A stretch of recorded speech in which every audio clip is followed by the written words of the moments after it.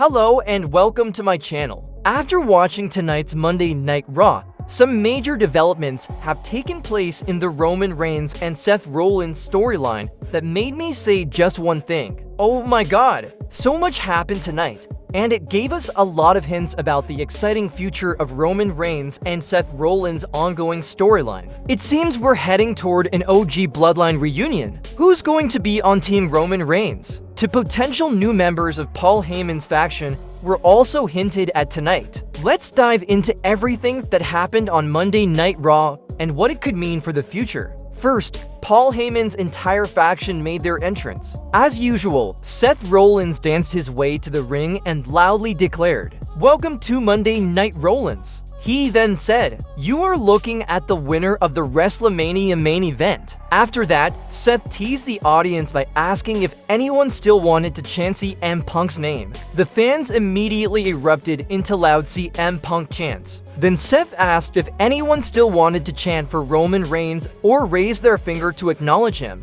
In response, the fans loudly shouted OTC even more powerfully. Seth Rollins then proclaimed, "We are the future of this industry. Not Roman Reigns, not CM Punk, not John Cena, not even Jey Uso, and not even Cody Rhodes. We are the future."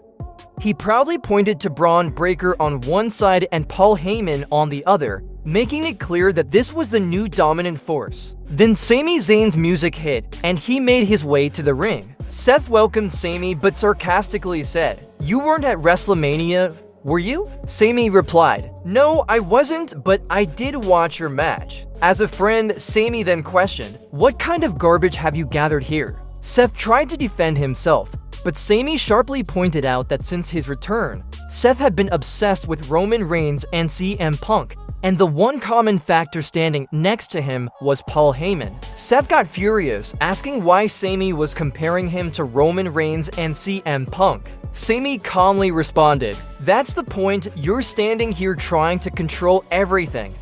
The truth is, you're jealous of what Punk and Roman have achieved because you never could." This pushed Seth into an even deeper rage. He shouted back that he was building the future of the industry, not acting out of jealousy. But Sami called him out for hypocrisy, saying, "You claim to be building the future, yet you've positioned yourself at the very center of it, just like the bloodline.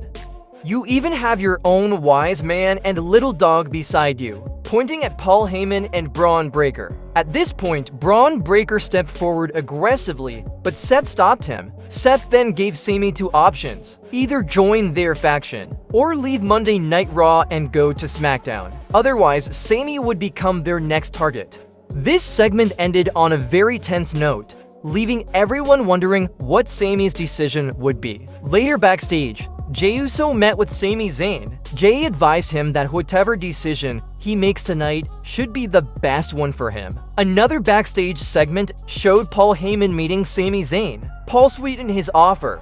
"Bron Breakker still wants to face you tonight, and we can't stop him. He's a key member of our faction, but if you agree to move to SmackDown, we'll get you a title opportunity after Backlash 2025.